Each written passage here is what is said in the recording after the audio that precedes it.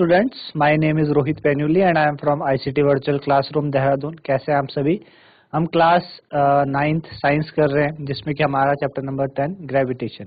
और पिछले भाग में हमने बात की थी फ्री फॉल से रिलेटेड, है ना, कि फ्री फॉल होता क्या है, कि कोई बॉडी जब फ्रीली होके नीचे आती है अर्थ के ग्रेविटेशनल अट्रैक्शन के कारण तो एक्सेलरेशन जुड़ा रहता है और उसको हमने एक्सेलरेशन ड्यू टू ग्रेविटी कहा था। ये चीजें हमने समझी थी, है ना। तो आज वहीं से अपने टॉपिक को आगे स्टार्ट करते हुए तो चलते हैं बच्चों स्मार्ट बोर्ड की तरफ।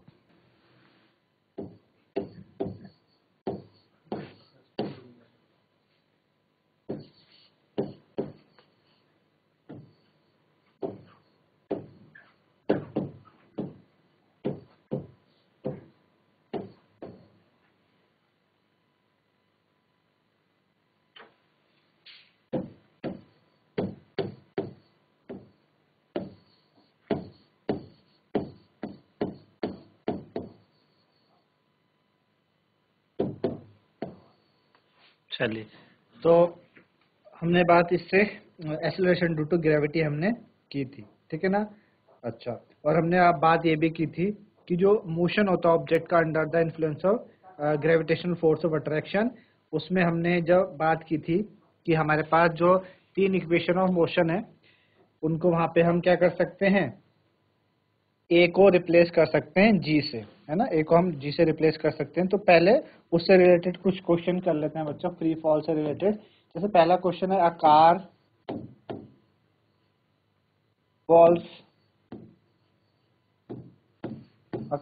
False off a ledge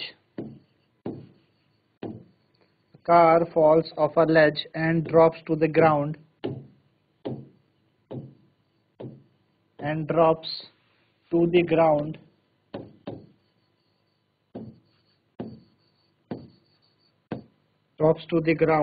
in 0.5 second.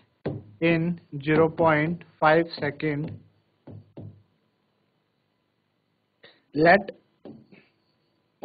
g is equal to 10 metre पर सेकंड। यहाँ पे आपको g कितना दिया है, 10 मीटर पर सेकंड स्क्वायर दिया है। अगर आपको नहीं दिया तो आपने 9.8 लेना है, दिया होगा स्पेसिफिक तो आपने ये लेना है ना। ये आपको दिया। पूछा क्या है पहला, what is the speed on striking the ground. What is the speed on striking the ground?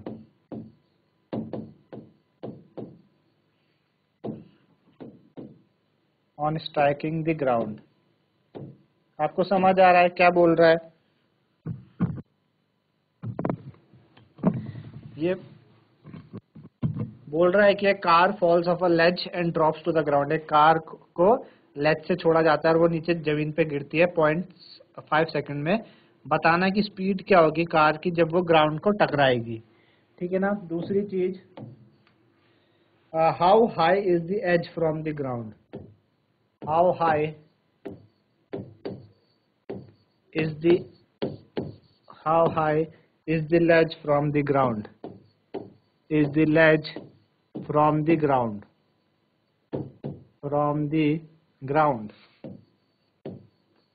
How high is the ledge from the ground? तो ये कुछ बातें हैं, ठीक है ना। चलिए, तो सबसे पहले आपको बताना है what is the speed on striking the ground, यानी कितनी स्पीड निकलेगी, है ना। तो हमें क्या क्या दे रखा है, हमें दे रखा है एक तो टाइम दिया है, टाइम हमको दिया है 0.5 सेकंड, हमें टाइम दिया है 0.5 सेकंड, है ना। अच्छा, जो बच्चों u होगी इनिशियल वेलोसिटी, u कितनी होगी 0, है ना। 0 मीटर पर सेकंड कभी स्टार्ट ही नहीं हुई, इनिशियल में 0 थी उसकी वेलोसिटी जब वो स्टार्ट हुई, ठीक है ना। आपको acceleration due to gravity g की वैल्यू दे रखी है 10 मीटर पर सेकंड स्क्वायर, है ना। 10 मीटर पर सेकंड स्क्वायर आपको दे रखी है, ठीक है ना। तो हमने बोला कि जो कार का एक्सेलरेशन है ना, जो एक्सेलरेशन होगा ऑफ द कार, यानी जो ए है, हमने ए कितना हो जाएगा, आपको ए कितना हो जाएगा प्लस 10 मीटर पर सेकंड ना, 10 मीटर पर सेकंड स्क्वायर। क्यों? क्योंकि वो नीचे की तरफ आ रही है, डाउनवर्ड आ रही है ना, डाउनवर्ड आ रही है, तो इसलिए क्या हो जाएगी, पॉजिटिव में हो जाएगी, है ना। डाउनवर्ड है पॉजिटिव हो जाएगी। कल आपको बात बताई थी कि जब इन इक्वेशन को अप्लाई करेंगे तो हमें ए पॉजिटिव लेना है जब वो क्या हो, डायरेक्शन ऑफ वेलोसिटी के, जिस डायरेक्शन में वेलोसिटी है उसी डायरेक्शन में हो तो आपको ए पॉजिटिव लेना है। अगर एक नेगेटिव लेना है जब वो मोशन के अपोज हो, है ना। तो जी आपको 10 दे रखा है, यहाँ पे हमने ए रिप्लेस किया जाएगा जी से, है ना। तो हमने ए कितना हो गया आपके पास 10 मीटर पर सेकेंड। अब आपको पता है पहला पार्ट की जो स्पीड है यानी v कितना होता है u प्लस 80, है ना। कितना होता है u प्लस 80, तो u तो आपको कितना दे रखा है 0 दे रखा है, ठीक है ना। u कितना आपके पास 0 प्लस a कितना आपके पास 10, ठीक है ना। 10 मीटर पर सेकेंड स्क्वायर, 10 मीटर पर सेकेंड स्क्वायर इंटू आपके पास t कितना है, आपके पास t है 1.2 ले सकते हैं हम इसको, है ना।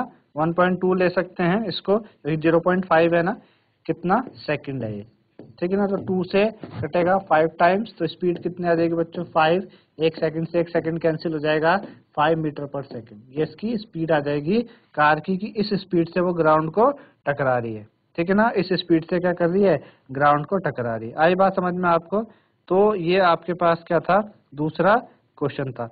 अगला पूछा था what is the average speed during the 0. How high is the ledge from the ground, ये आपका तीसरा पार्ट है।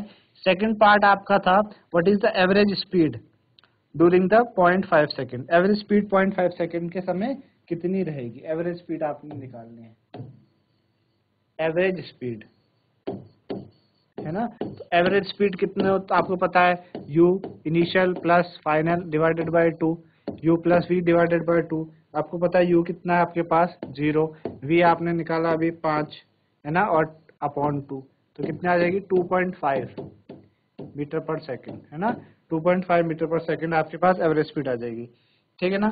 तीसरी बात उसने क्या बोला था, how high is the ledge from the ground, जो लेज है ग्राउंड से कितना दूरी है, कितना दूर पे, यानी डिस्टेंस की बात कर रहा है। किसकी बात कर रहा है, डिस्टेंस की, कि डिस्टेंस कितना आ जाएगा, है ना, डिस्टेंस ट्रेवल। तो आपको पता है कि क्या होता है आपके पास जो एक इक्वेशन ऑफ मोशन थी डिस्टेंस के लिए, इक्वेशन ऑफ मोशन क्या थी आपके पास, s इज इक्वल टू क्या थी, डिस्टेंस s से डिनोट करते हैं, क्या थी ut plus half A T square, ut plus half A T square, है ना। तो u तो आपके पास पता आपको 0 है, t आपके पास 0.5 है, यानी 1/2 लिख सकते हैं, प्लस हाफ a आपको पता है कितना प्लस 10 है, और t कितना है 1/2 का होल स्क्वायर करोगे, 1/2 इंटू 1/2, तो ये तो 0 हो जाएगा, ये बचेगा 0, ये इससे कट जाएगा बच्चों 2 5 10, तो आपके पास बचेगा 0 प्लस 5/4, कितना बचेगा 0 प्लस 5/4, इसको आप करोगे तो 5 4 1 जा 4, 0.4 2 8, 4 5 जा 20, 1.5 आपके पास मीटर, कितनी आ जाएगी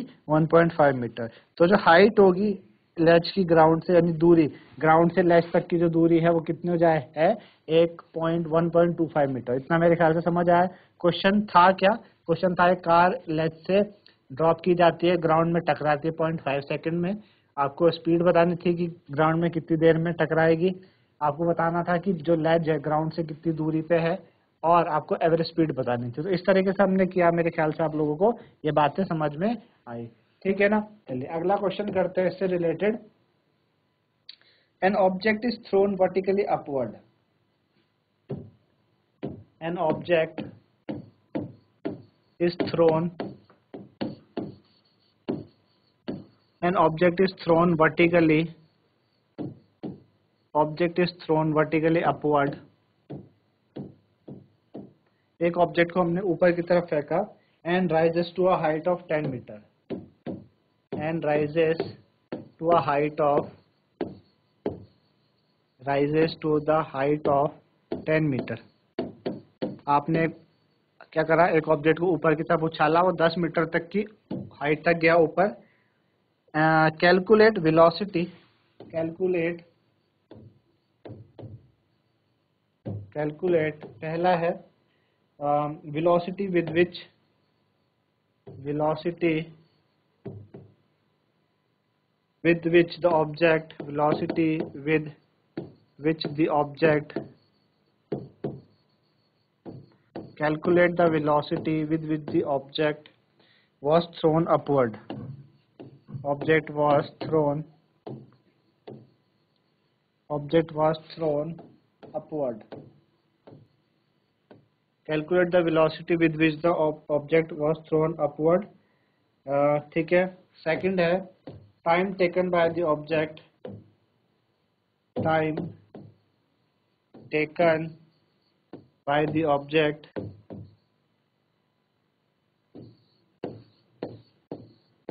time taken by the object to reach the highest point, time taken by the object to reach the highest point, to reach the highest point, to reach the highest point। ठीक है ना, time taken by object to reach the highest point. समझ आया?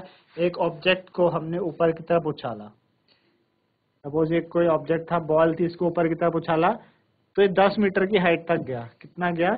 10 metre. 10 metre की height तक ये ऊपर गया है।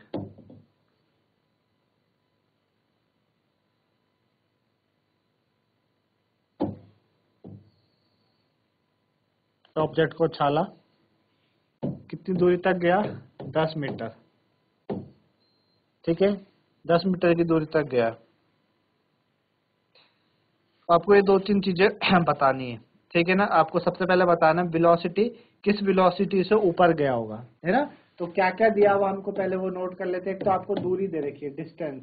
आपको कितनी दे रखी है? दूरी, डिस्टेंस ट्रेवल, जिसको एस से डिनोट करते हैं ना, दूरी को एस से डिनोट करते हैं। कितनी दे रखी है? 10 मीटर दे रखी है। ऐसा आपको दे रखा है 10 मीटर।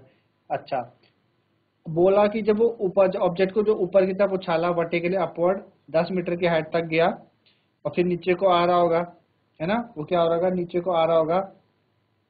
तो velocity with which the object was thrown upward, किस वेलोसिटी से ऑब्जेक्ट को ऊपर भेजा, है ना। तो किस वेलोसिटी से ऊपर भेजा और फिर हमने यहीं पे रोक दिया। ऊपर भेजने तक यहाँ पे गया ना, तो फाइनली ये यहाँ पे रुका होगा थोड़ी देर के लिए। तो जब रुक गया, कोई ऑब्जेक्ट रुक गया, तो उसकी वेलोसिटी 0, तो हम बोलेंगे फाइनल वेलोसिटी यानी v वो 0 हो जाएगी। भाई फाइनल वेलोसिटी v 0 हो जाएगी ना। हमेशा तो हमें क्या निकालना है? u निकालें, इनिशियल वेलोसिटी, कि जब ऊपर जा रहा, कि किस वेलोसिटी से ऊपर जा रहा होगा, हमें ये निकालना है ना। आपको g कितना दे रखा है? एक्सेलरेशन ड्यू टू ग्रेविटी आपको g दे रखा है 9.8, है ना, 9.8 मीटर पर सेकंड स्क्वायर है आपका। तो जो इसका a हो जाएगा, acceleration of the object, object का एक्सेलरेशन, वो कितना हो जाएगा बच्चों?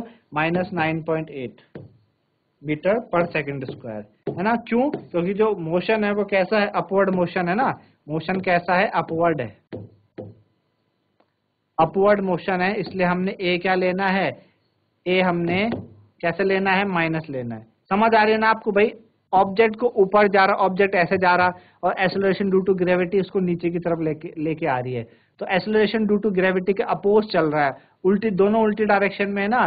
जैसे पिछले वाले क्वेश्चन में हमने क्या किया था, यहाँ पे हमने a 10 मीटर पर सेकंड स्क्वायर क्यों लिए? क्योंकि जो कार है, कार भी नीचे को आ रही है और एक्सेलरेशन ड्यू टू ग्रेविटी भी नीचे को लगती है। भाई एक्सेलरेशन ड्यू टू ग्रेविटी तो नीचे को लगेगी, ये तो आपको पता है, और कार भी उसी के डायरेक्शन में है। तो इसलिए हमने a क्या लिया है? प्लस में लिया है ना। जो एक्सेलरेशन ऑब्जेक्ट का वो प्लस में है और g तो है ही। तो यहाँ पे क्या है? यहाँ पे ऑब्जेक्ट तो ऊपर की तरफ जा रहा है, यहाँ पे ऑब्जेक्ट जा रहा है ऊपर की तरफ और एक्सेलरेशन ड्यू टू ग्रेविटी लग रही है नीचे की तरफ। इसलिए हमने a क्या लेना है? -9.8 मीटर पर सेकंड स्क्वायर हमने लेना है। तो ये चीजें हमको दे रखी है, इसके मदद से हमें क्या निकालना है? इनिशियल वेलोसिटी, किस वेलोसिटी से ऊपर फेंका, है ना, किस वेलोसिटी से ऊपर फेंका। तो हम जानते हैं v² = u² + 2as होता है ना। अच्छा, v आपका 0 है तो 0 का स्क्वायर, u आपको निकालना है u², 2 × a कितना है हमारे पास? -9.8 और इंटू s हमारे पास 10, है ना। इंटू s हमारे पास क्या बच्चों? 10 है ना। तो u कितना हो जाएगा? ये हो जाएगा 0 = u², और जिसको आप कैलकुलेट करोगे तो 9.8 को आप 10 से कैलकुलेट करो तो 98 आ जाएगा। 98 को आप 2 से करो तो 196, है ना। 2 8 जा 16, 2 9 जा 18 और 19, तो -196 आया। -196 को मैं उधर भेजूंगा तो मेरे पास बचेगा u² = 196। u आ जाएगा बच्चों आपका √196। u कितना आ जाएगा? √196।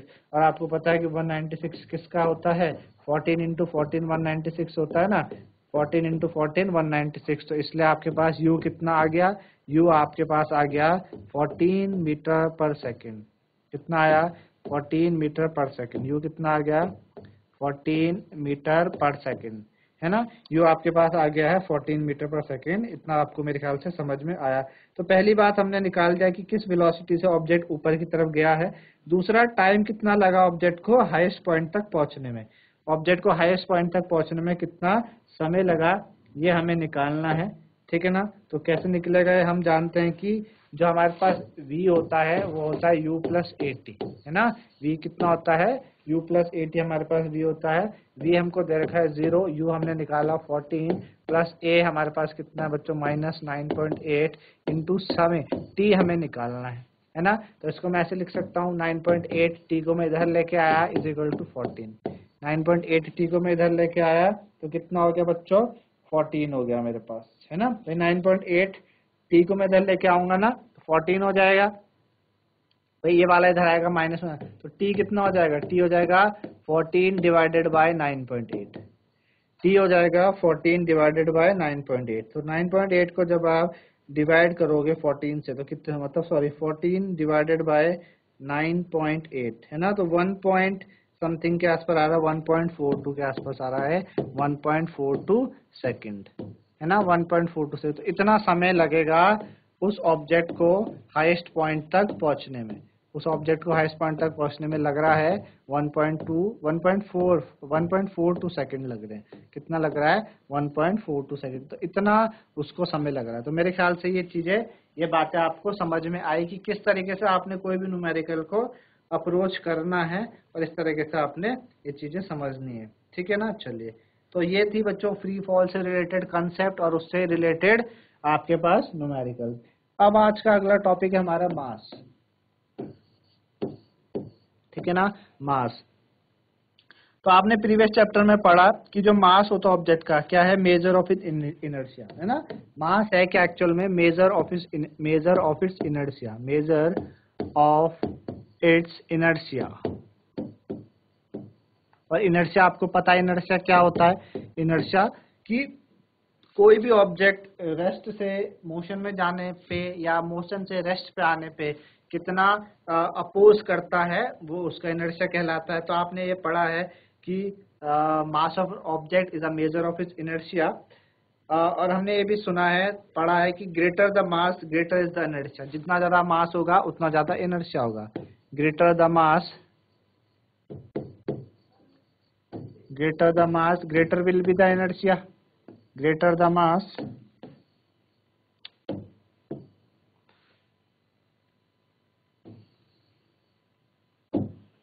greater is the inertia, greater the mass greater is the inertia, greater is the inertia, greater the mass greater is the inertia। जितना ज्यादा मास होगा बच्चों उतना इनर्शिया होगा। भाई एक बड़ा सा पत्थर है, उसको हटाने में आपको ज्यादा बड़ा पत्थर क्या करेगा, अगर बड़ा पत्थर रेस्ट में है, बहुत बड़ा पत्थर, उसको आपको मोशन में लेके आना है तो ज्यादा इनर्शिया लगाएगा, वो अपोज करेगा उतना ज्यादा। छोटा पत्थर है वो उतना कम करेगा, तो जितना ज्यादा मास है उतना ज्यादा इनर्शिया। तो पहली बात आपने सीखी कि mass of the object is the measure of inertia, greater the mass greater is the inertia, है ना।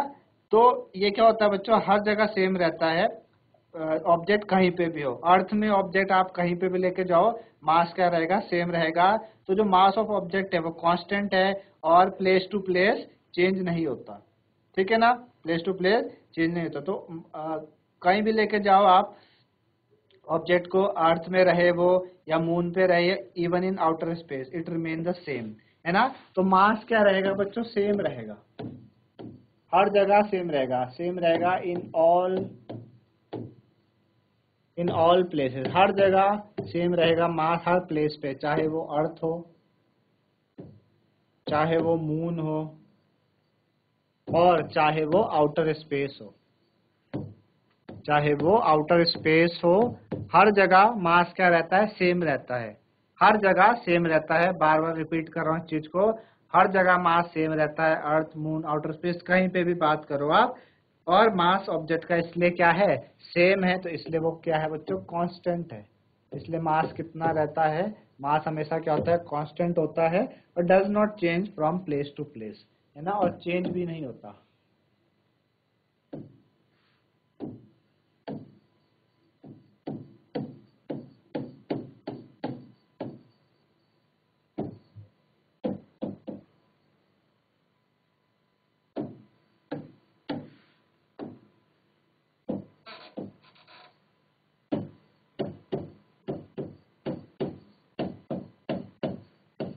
प्लेस टू प्लेस वो चेंज भी नहीं होता। तो इतनी बातें मास से रिलेटेड आपको समझ में आएगी। 4-5 बातें हमने करी।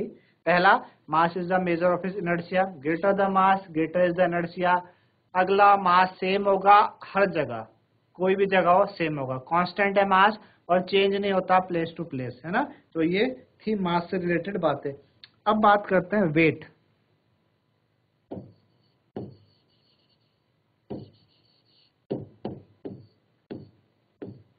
ठीक है, वेट की बात करते हैं। तो आपने देखा है कि जो अर्थ है अट्रैक्ट करती है हर ऑब्जेक्ट को। जो अर्थ है एवरी ऑब्जेक्ट को क्या करती है, अट्रैक्ट करती है एक सर्टेन फोर्स के साथ। और जो फोर्स है वो डिपेंड करता है उसके मास ऑफ ऑब्जेक्ट पे और एक्सेलरेशन ड्यू टू ग्रेविटी, है ना। ये जो वेट है, आपने समझ आया कि जो अर्थ है अट्रैक्ट कर रही है हर ऑब्जेक्ट को अट्रैक्ट करती है अपनी तरफ। और अट्रैक्शन जो है, फोर्स ऑफ अट्रैक्शन है, जिस फोर्स से अट्रैक्ट करती है वो डिपेंड करता है उसके मास पे और कितना एक्सेलरेशन बॉडी का है। तो वेट ऑफ ऑब्जेक्ट क्या है बच्चों, weight of object is the force with which it is attracted towards the earth. Weight actual में है क्या, वेट क्या है, the force with which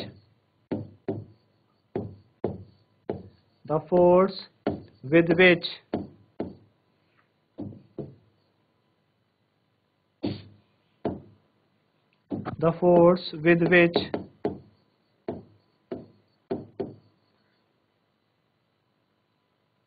it is attracted towards the earth.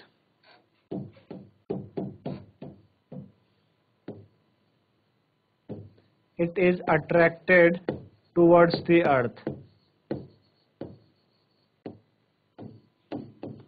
It is attracted towards the earth, है ना। The force with which it is attracted towards the earth. Force, वो force जिस force से ऑब्जेक्ट अर्थ की तरफ attract होता है वो उसका वेट कहलाता है। आप ये चीजें क्लियर होनी चाहिए आपको, मास और वेट के बीच में क्या चीजें हैं। तो वेट आपको समझ में आया एक्चुअल में होता क्या है ना। अब हमें पता है कि भाई जो फोर्स है वो कितना होता है, mass into acceleration. Newton second law आपने पढ़ा, force is equal to mass into acceleration, ठीक है ना। तो यहाँ पे हम इसको ऐसे लिख सकते हैं, F is equal to M into A में एम इंटू जी, सॉरी, है ना। Gravitational acceleration due to gravity. जो फोर्स ऑफ अट्रैक्शन है अर्थ का किसी ऑब्जेक्ट में, वो क्या कहलाता है, उसका वेट। हमने बात की भाई जो फोर्स है वो उसका वेट कहलाता है। तो यहाँ पे हम F की जगह W लिख सकते हैं, W is equal to M into G लिख सकते हैं ना। अभी तो हमने बात करी कि वेट क्या है, वो फोर्स जिस फोर्स से अर्थ अपनी तरफ अट्रैक्ट करती है किसी भी ऑब्जेक्ट को। तो W, F की जगह हम W लिख सकते हैं। तो जो वेट ऑफ ऑब्जेक्ट है, जो weight as the weight of object is the force with which it is attracted towards the earth. तो जो SI यूनिट होगी वेट की वो सेम होगी जैसे कि फोर्स की होती है। तो वेट की जो SI यूनिट है वो भी न्यूटन ही होती है ना। जैसे फोर्स की SI यूनिट क्या है, न्यूटन है, तो जो SI यूनिट होगी वेट की वो भी न्यूटन ही हो जाएगी, ठीक है ना। वेट की SI यूनिट भी क्या हो जाएगी बच्चों, वो न्यूटन हो जाएगी, है ना। वेट की SI यूनिट भी क्या हो जाएगी, न्यूटन। तो weight is the force acting vertically downward. तो वेट क्या होता है, हमेशा नीचे की तरफ लगता है, मतलब वो फोर्स जो नीचे की तरफ किसी ऑब्जेक्ट को लेके आता है। तो वेट का मैग्नीट्यूड भी है और डायरेक्शन भी है, दोनों है ना। वेट का मैग्नीट्यूड भी है और डायरेक्शन भी है। तो अब अगर हम बात करें क्या है, weight is the force which is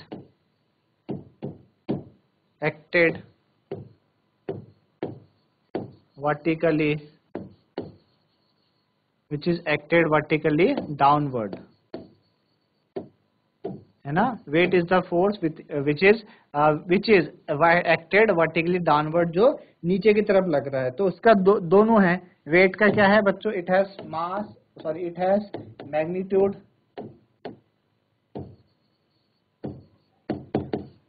उसका मैग्नीट्यूड भी है एज वेल एज डायरेक्शन, है ना। मैग्नीट्यूड भी है वेट का, डायरेक्शन भी, क्योंकि भाई मैग्नीट्यूड तो होगा ही होगा और डायरेक्शन क्यों नीचे की तरफ लग रही है। तो दोनों चीजें हैं वेट की, मैग्नीट्यूड भी होती है और डायरेक्शन भी होती है। हमें ये पता है कि जो वैल्यू ऑफ जी है is constant eight given place. जो जी की वैल्यू होती है कांस्टेंट है गिवन प्लेस पे। तो therefore at a given place जो वेट होगा ऑब्जेक्ट का डायरेक्टली प्रोपोर्शनल हो जाएगा मास के। भाई हमने अभी पढ़ा W is equal to M into G. हमने ये तो पढ़ा W is equal to m into G तो कांस्टेंट है, तो वेट को हम क्या लिख सकते हैं, प्रोपोर्शनल टू m लिख सकते हैं, बिल्कुल लिख सकते हैं, वेट को m के प्रोपोर्शनल हम लिख सकते हैं। तो वेट क्या है बच्चों, डायरेक्टली प्रोपोर्शनल है मास के, यानी अगर हम बोलते हैं m ऑफ द ऑब्जेक्ट। तो ये किस कारण से, किस रीजन से है कि भाई किसी भी गिवन प्लेस पे we can use the weight of an object as a measure of its mass, है ना। कहीं पे अगर हमें वेट यूज करना है किसी ऑब्जेक्ट का तो हम क्या कर सकते हैं, as a measure of mass हम क्या यूज कर सकते हैं, we can use the weight of an object is a measure of mass. इससे क्या कर सकते हैं,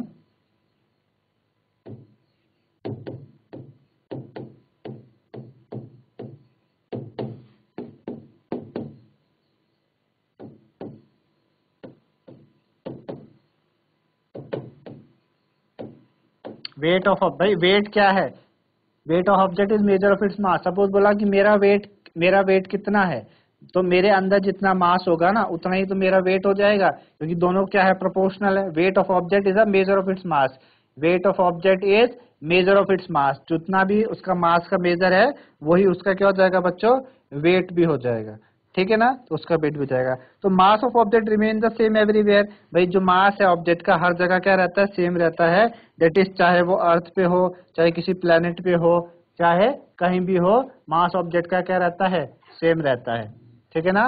मास ऑब्जेक्ट का क्या रहता है बच्चों, सेम रहता है ऑन एनी प्लेनेट। तो weight depend on its location, weight किस पे डिपेंड करेगा, लोकेशन पे डिपेंड करता है।